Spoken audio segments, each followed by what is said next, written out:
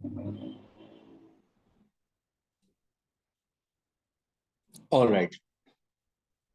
सो प्यारे बच्चों, हम लास्ट क्लास में आपको ये बता रहे थे कि हमारे पास रिस्ट्रिक्शन एंजाइम्स क्या होते हैं और वो कैसे डीएनए के सेगमेंट्स को काट सकते हैं, डीएनए के सेगमेंट्स को कट कर सकते हैं और उनके स्टैगर्ड एंड्स बना सकते हैं। हम जेनेटिक इंजीनियरिंग में डीएनए को स्पेसिफिक जगह से काटना चाहते हैं, यानी जो हमारे पास बहुत बड़ा जीनोम है, हम चाहते हैं कि उसमें से हम अपना जीन ऑफ इंटरेस्ट जो हमारे यूज का है, हम उसको काट लें और हम उसको इस्तेमाल कर सकें। मगर यहाँ एक चैलेंज है। हमने एक कंटेनर लिया, उस कंटेनर में हमने सबसे पहले ढेर सारा जीनोम डाल दिया। उसके बाद हमने उसके अंदर रिस्ट्रिक्शन एंजाइम्स डाल दिए और उन्होंने सीक्वेंसेस को कट भी कर दिया। एंजाइम्स डाले, यह हमारा जीनोम था। और अगर कटिंग हो भी गई, हमें पता कैसे चलेगा कि डीएनए कट चुका है? अगर कटिंग हो भी गई,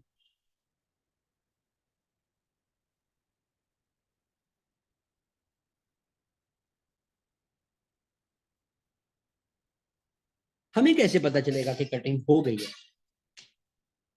तो डीएनए को विजुअलाइज करने के लिए हमारे पास एक टेक्निक है और हम इस टेक्निक को कहते हैं एगरोस जेल इलेक्ट्रोफोरेसिस।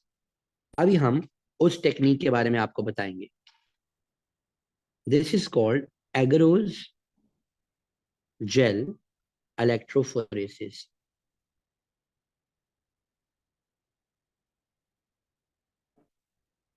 हम ये जानते हैं कि हमारे डीएनए के ऊपर नेगेटिव चार्ज होता है और नेगेटिव चार्ज हमेशा पॉजिटिव चार्ज की तरफ अट्रैक्ट होता है, हमेशा अट्रैक्ट होगा टुवर्ड्स पॉजिटिव चार्ज। अब जब नेगेटिव पॉजिटिव की तरफ अट्रैक्ट हो रहा होगा तो क्या होगा? इसको हम यूज करेंगे। हमारे पास एक रैक होता है, उस रैक में हमारे पास बफर होता है, उसके अंदर हम अपनी जेल लगाते हैं और उसमें हम छोटे छोटे पिट्स बना देते हैं, छोटे छोटे कुएं बना देते हैं। हम इसको एक तरफ पॉजिटिव चार्ज देते हैं और दूसरी तरफ नेगेटिव चार्ज देते हैं और हमारे पास ये जो स्ट्रक्चर है, ये एक जेली लाइक स्ट्रक्चर होता है, जेल की तरह का स्ट्रक्चर होता है।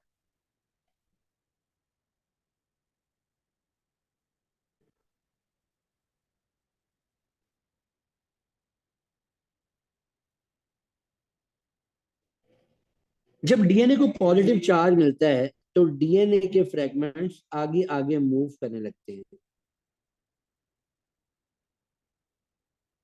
हमने पहले वेल में अपना जाना पहचाना स्केल डाला हुआ होता है और डीएनए के स्केल को लैडर भी कहा जाता है। स्केल डाला होता है और डीएनए के इस स्केल को लैडर भी कहते हैं, लैडर।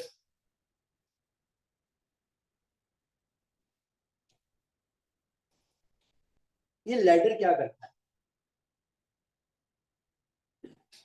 इस लैडर का साइज हमें पता होता है, हमें पता होता है कि यहाँ पर 5 KB का बैंड आ रहा है, 5 किलो बेस पेयर्स डीएनए का साइज। यहाँ 10 का आ रहा है, यहाँ 15 का आ रहा है।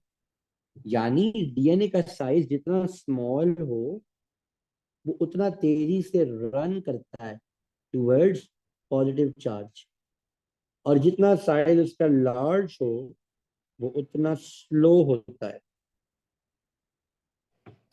अभी मैं आपको इससे रिलेटेड एक वीडियो दिखाऊंगा।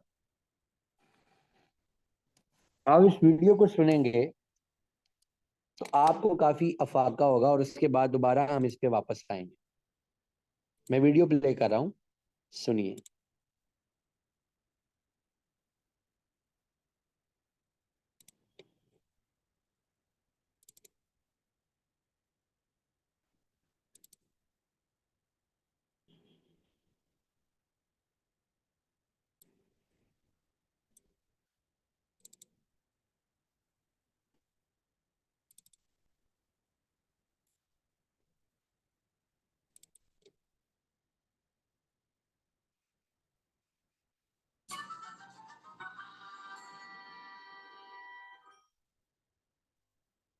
When I was a young kid, I was really interested in genetics.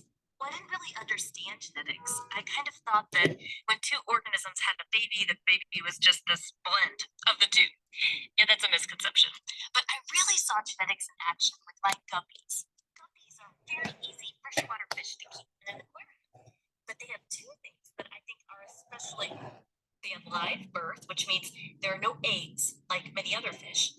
And second, they have a lot of babies.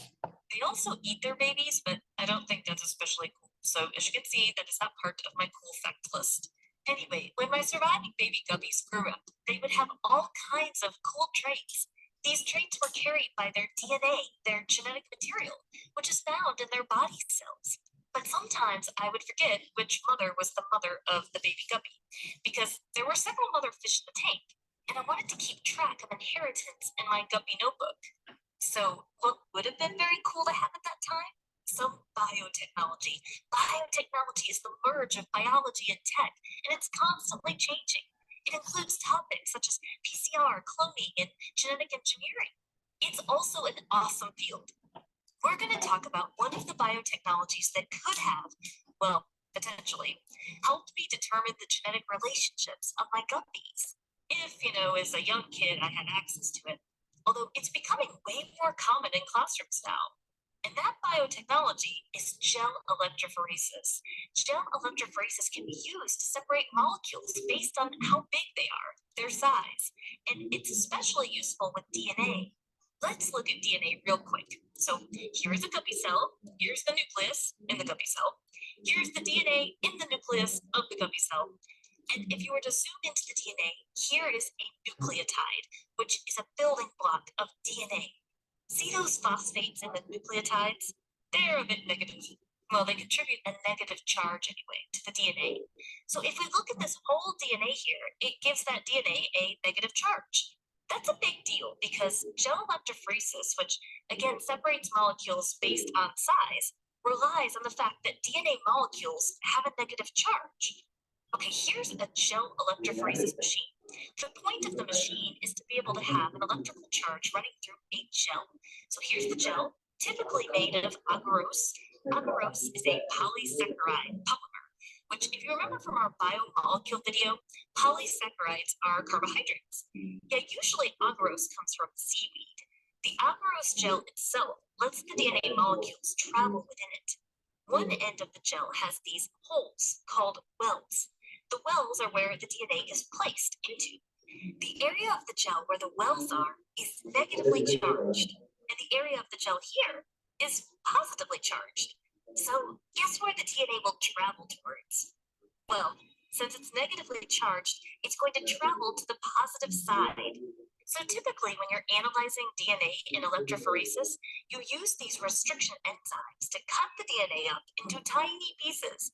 Restriction enzymes have the ability to cut up DNA in very specific areas, often related to the specific DNA bases, making restriction enzymes very useful in biotechnology. There are many different types of restriction enzymes, and we encourage you to learn about how they cut DNA and how it differs with different types of restriction enzymes. This video doesn't go into the different ways that restriction enzymes cut DNA. So if I had baby guppy DNA and adult mother guppy DNA, and I want to compare them, then I would want to use the same types of restriction enzymes in both DNA samples. If I use the same type of restriction enzyme, it should be cutting the DNA at the same identification points in the DNA samples. However, unless the mother and baby guppy are clones, and they're not, those pieces that result after the restriction enzyme is done with them may be differently sized because the DNA of the baby and mother guppy had some differences in the sequence of their DNA bases. So the DNA samples both are cut up into multiple pieces by the same type of restriction enzyme, and then those samples are loaded into the gel. Sample 1 and sample 2. If we turn on the machine and let the DNA run through the gel, the DNA moves towards the positive side. But some pieces of that cut up DNA will move faster or slower than other pieces. Longer DNA pieces tend to have a higher molecular weight. They take more time to make it across the gel when you compare it to shorter DNA pieces, which move at a faster rate. So what you end up with is that these DNA fragments spread out, with the longer pieces closer to the wells and the shorter pieces closer to this opposite side of the gel. These are called DNA bands, but to see them, you usually need to stain the gel itself and view it under a UV light.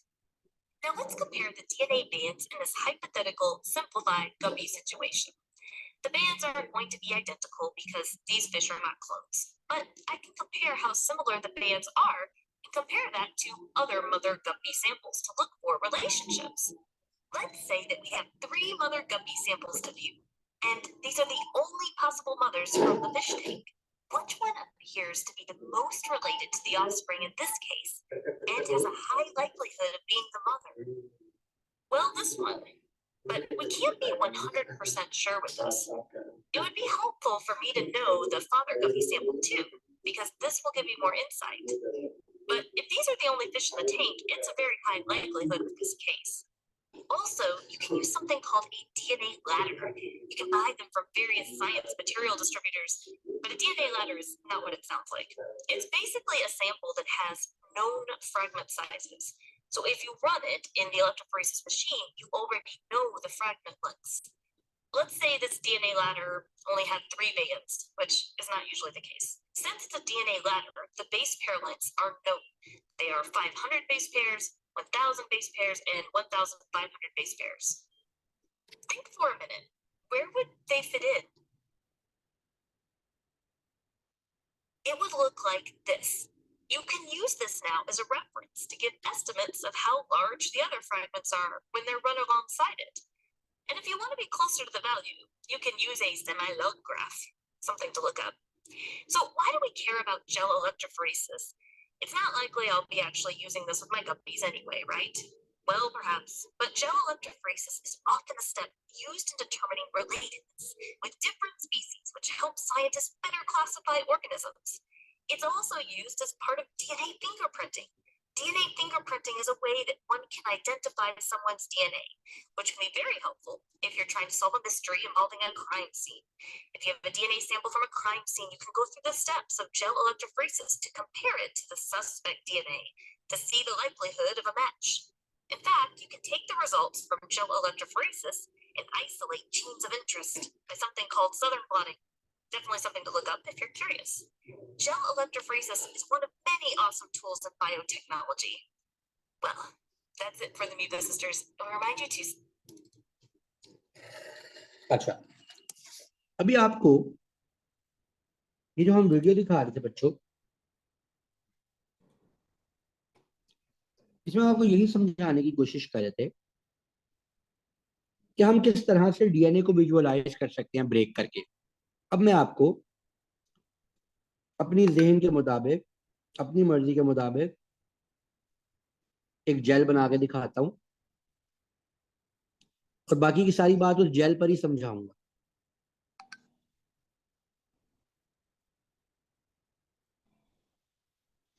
फर्ज कीजिए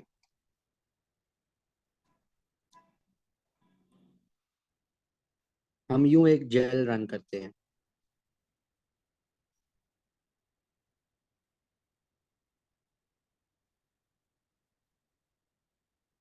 ये हमारी jail है, ये नीचे हमारे DNA के Wales हैं और यहाँ पे हमारी कोई फाड़ी नहीं होगी।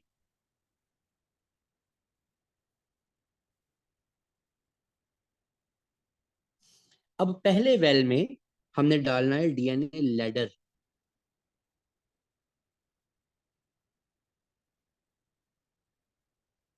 लैडर डालेंगे, लैडर के बैंड्स आने लगेंगे जब इसकी रन होगा, यहाँ यहाँ यहाँ यहाँ।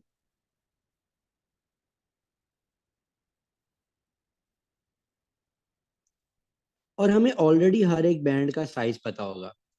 मैं आपकी आसानी के लिए यहाँ लिख देता हूँ, यहाँ पर 5 किलो बेस पेयर का बैंड है, 5 KB का। और यहाँ पर 20,000 KB का बैंड है। और यहाँ पर हम एक लिख लेते हैं 50 KB का बैंड है। यहाँ पे ऊपर 40 लिख लेते हैं, यहाँ ऊपर 30, करते करते फिर 20, 10 और 5, राइट। हमने जब यहाँ पर अपने इस डीएनए के फ्रेगमेंट को, उसमें से इंसुलिन के जीन को तोड़ने की कोशिश की, फर्ज करो कि हमारे इंसुलिन के जीन का साइज था 5 किलो बेस पेयर, 5 KBP था उसका साइज, फर्ज कर लो। जब हम इस सारे मटेरियल को इस जेल में डाल के रन करेंगे बच्चों, तो क्या होगा? मैं जरा एहतियात के लिए जरा स्केल यूज कर लेता हूँ, ताकि आप लोग कंफ्यूज ना हो जाएं वेल्स के बैंड्स के दरमियान। ये मैं स्केल यूज कर रहा हूँ।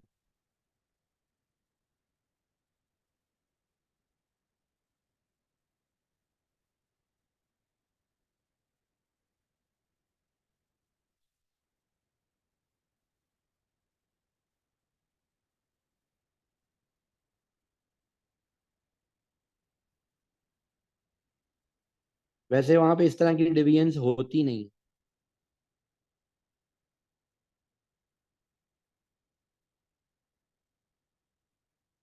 ये ले,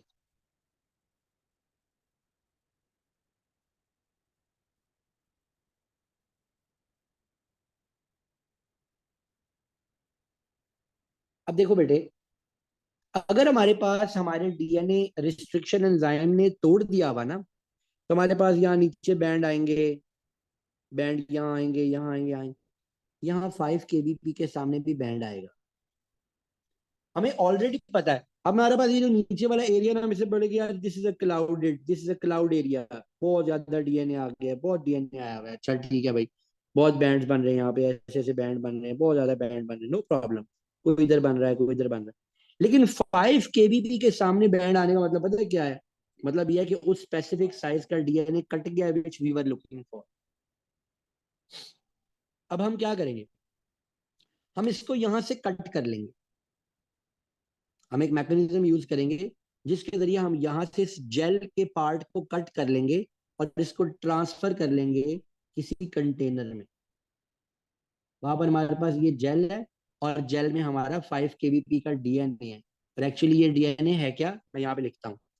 ये मैं लिखता हूँ, यहाँ पे लिखता हूँ, this is a container and this is a gel part and this is the insulin gene which is present here. Now, whatever the case is, this insulin gene is so small and in such little amount that it is of no use. इसकी quantity इतनी थोड़ी है कि इसका फायदा नहीं है। Now what we need to do is we need to amplify. We need to amplify this DNA. हमें इस डीएनए को बढ़ाना होगा। हमें इस डीएनए की मल्टीपल कॉपीज बनानी होंगी।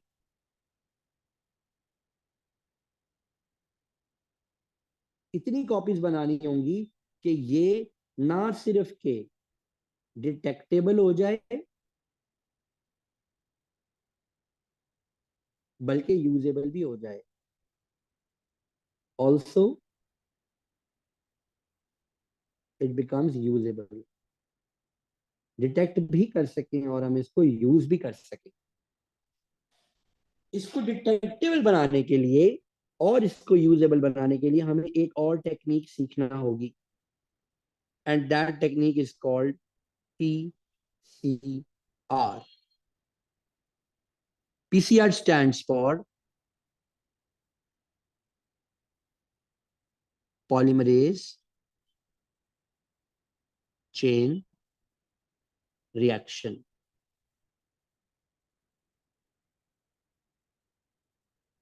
PCR stands for polymerase chain reaction.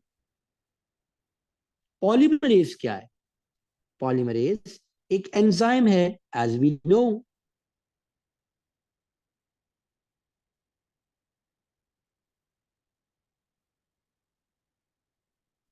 Chain reaction क्या है? ऐसा रिएक्शन जो बार बार हो रहा है, रिपीटेडली होने वाला.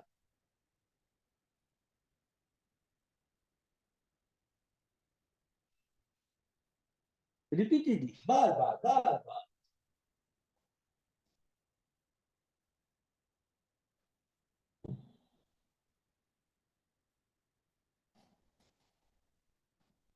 अब हम जरा पॉलीमरेज चेन रिएक्शन की डिटेल में जाते हैं.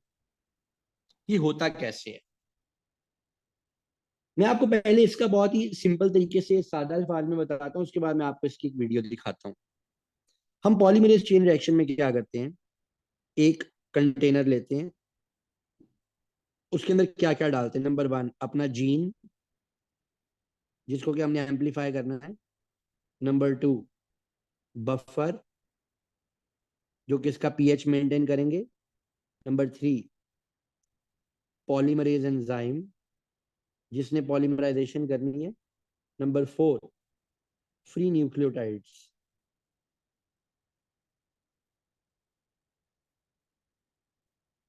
फ्री न्यूक्लियोटाइड्स जिन्होंने काम करना है.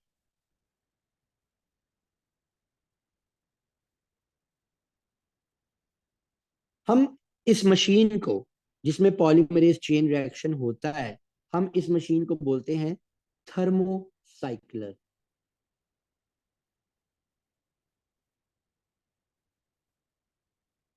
थर्मोसाइक्लर ये क्या करती है?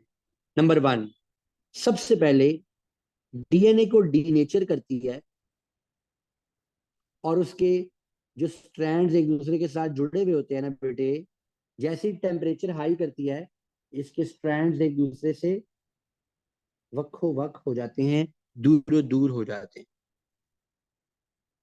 देन ये दूसरा काम क्या करती है? एंड हाँ, एक और चीज हम इसमें डालते हैं, तो मैंने बताया ही नहीं. प्राइमर. दूसरे नंबर पर जब हम एनीलिंग करते हैं, तो इनके साथ प्राइमर्स अटैच हो जाते हैं, इधर भी और इधर भी. That is called annealing.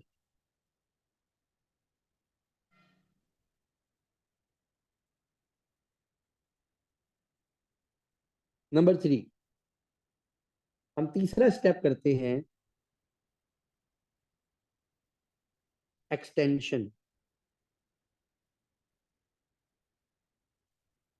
DNA polymerase आकर अटैच होता है, फ्री न्यूक्लियोटाइड्स ऐड करता चला जाता है इसके साथ, लाइक दिस.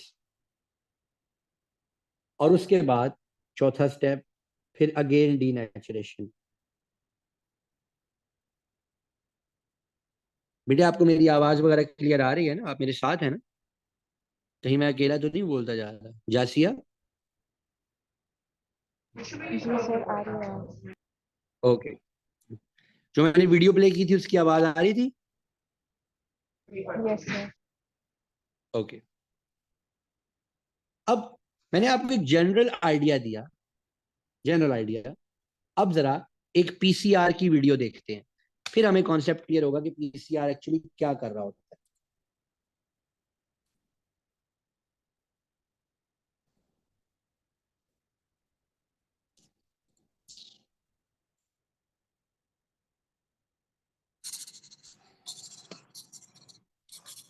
देखिएगा जरा. Hello and welcome to Med Simplified. Understand the meaning of the words in PCR. The technique that is used to talk about the polymerase chain reaction. In simple words, polymerase chain reaction or PCR is a technique that is used to make several copies of a small fragment of DNA or RNA. If we understand the meaning of the words in PCR, we can better tell about this process from its name itself. PCR is made up of two words, polymerase and chain reaction. Polymerase means an enzyme that makes polymers of any other molecule, which in this technique is the DNA. Chain reaction is a type of chemical reaction which progresses in an exponential way. Or in simple terms, if the first reaction produces 2 molecules, the second reaction will make 4 and the third will make 16 copies, and then 32, 64, 128, 512 copies, and so on. So in a matter of just a few hundred reactions, we can produce billions of copies of a single fragment of DNA. Before progressing further, make sure to watch the video on structure of DNA and DNA replication on our channel for a better understanding of this topic, as many of the terms that we will use in this video have been discussed in those topics. Also, I am so excited to share with you that we have launched our new t-shirt store on teespring.com, featuring cool tees that medical students and professionals can relate to. We are still adding more designs on our store. Support Med Simplified by checking us out on Teespring.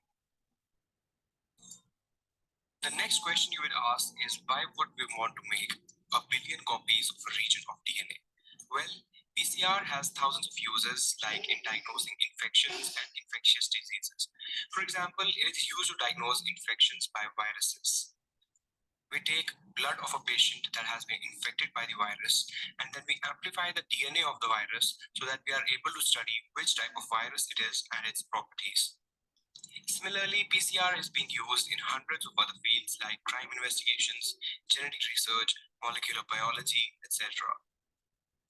Now let's first talk about what are the things that we need to perform PCR, and then we will discuss how this process happens. The most commonly used equipment in PCR is the thermal cycler, also known as the PCR machine. Inside the PCR machine, we have these small tubes in which all the chemicals are inserted and the reaction takes place. Now let's look at the stuff that we put inside these tubes that makes this reaction possible. The key ingredients of a PCR reaction are Taq polymerase, primers, DNA templates, and the nucleotides. Taq polymerase is a type of DNA polymerase, and like DNA replication in any organism, PCR requires a DNA polymerase enzyme that makes new strands of DNA using existing strands as templates. The DNA polymerase typically used in PCR is called Taq polymerase after the heat-tolerant bacteria from which it was isolated, named Thermus aquaticus. This bacteria lives in hot springs, and its DNA polymerase is very heat stable, and it is most active around 70 degrees. This heat stability is ideal as high temperatures are needed for this reaction. The second important thing that we need to perform PCR are the primers. If you have watched the videos on DNA replication, you know that DNA polymerase needs primers to start the reaction, as the polymerase cannot initiate this reaction but can only propagate it. PCR primers are short sequences of nucleotides, usually around 20 nucleotides in length. Primers provide a starting point for DNA synthesis. Primers are also important as they help to select the exact portion of DNA that will be amplified. And we use 2 such primers in each PCR reaction, and they are designed so that they isolate the target region of the DNA to be copied. DNA template is the segment of original DNA which we want to amplify. And nucleotides, as we already know, are the basic building blocks used for DNA synthesis.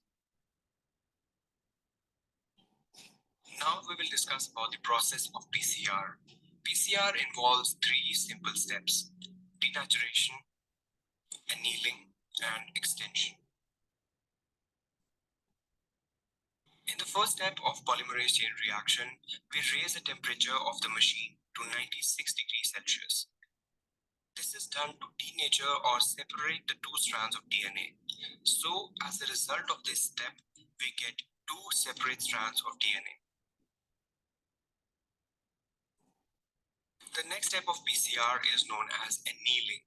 Before getting into the details, do you know the meaning of the word annealing? Basically, this word was used in the metal industry, where they heat a certain metal to a higher temperature and then cool it. This process is called annealing, which is basically done to remove the internal defects from the metal. Same is the case here in PCR, where we first raise the temperature of the machine to 72 degrees for this step one, that is denaturation, and then we cool the temperature to 55 degrees so that the primers in the PCR tube can bind to their target sequence on the single-stranded DNA. Now, let me explain the concept of annealing with a real-world example. Suppose a patient comes to you and you suspect an HIV infection. We take the blood sample of the patient and perform PCR on it. The blood of the patient contains the virus, and in the virus is its genetic material, the DNA. So our aim here is to confirm whether the patient has the infection or not. But the DNA of the virus in our sample is a very little quantity. So you can say that we need to amplify the DNA of the virus to detect it. So we perform the first step of PCR, that is denaturation, to separate the two strands of the DNA. This is the denatured DNA of the virus in our sample, and in green we have a specific sequence or gene that we have decided to amplify and detect later. Next comes annealing and the role of primers. We will use two primers which are basically used to mark the specific area of the DNA that we want to amplify. The primers have the sequence that matches the sequence which is present at the starting point of the target region of these two strands of DNA. The primers bind to the template DNA by complementary base pairing. In this way, we are able to select a particular region of the DNA that we want to amplify. So this was annealing. Next comes the third step known as extension. For this, we also require free nucleotides in these test tubes, which will be basically used to make the new DNA. Again, we have a detailed video about the structure of nucleotides on our channel, and link is in the description. For extension, we increase the temperature again to 72 degrees so that the Taq polymerase extends the primers, synthesizing new strands of DNA. Here you can see the Taq polymerase adding new nucleotides to the short sequence of the primer to form new strands of DNA, which is complementary to the original strand. These ingredients are assembled in a tube along with cofactors needed by the enzyme and are put through repeated cycles of heating and cooling that allows new DNA to be synthesized. So what was the result of this single cycle of heating and cooling and then heating again? You can see that from one DNA fragment, we got two new double-stranded DNAs. One is the original parent DNA and the other one is a new DNA formed by the Taq polymerase.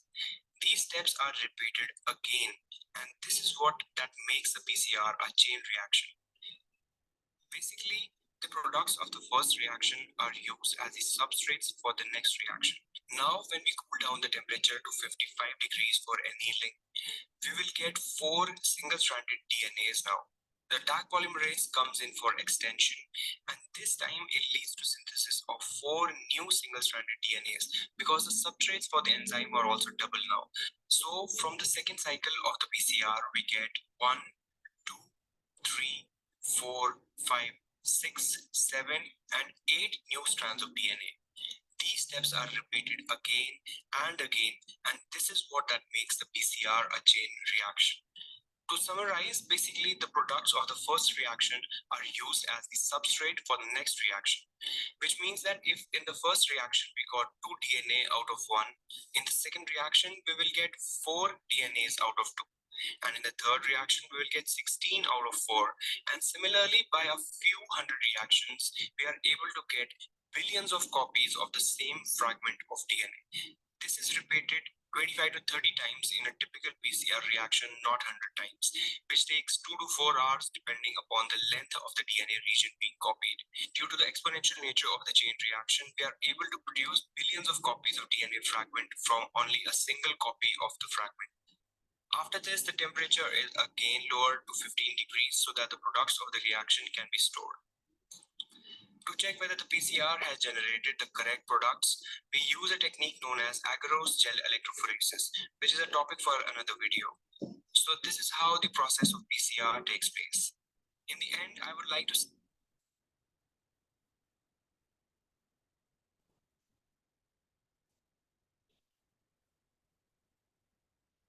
अच्छा, तो मैं चूंकि आपको पहले ही पढ़ा चुका हूँ वो जेल इलेक्ट्रोफोरेसिस, तो वो हमें बात समझ आ चुकी हुई। तो इसमें आपने ये देखा कि किस तरह से हमारे पास अगर एक पार्ट हो हमारे डीएनए का, हम उसकी multiple copies, thousands of copies बना सकते हैं। नेक्स्ट क्लास में इंशाल्लाह ताला हम लोग ये डिस्कस करेंगे कि जब हम इन कॉपीज बना लेते हैं उसके बाद के अगले स्टेप्स हमारे पास जेनेटिक इंजीनियरिंग में क्या होते हैं और वहां पर कौन कौन सी टेक्निक्स जो हैं वो हम यूज करेंगे। ठीक है जी, तो सी यू ऑन मंडे इंशाल्लाह।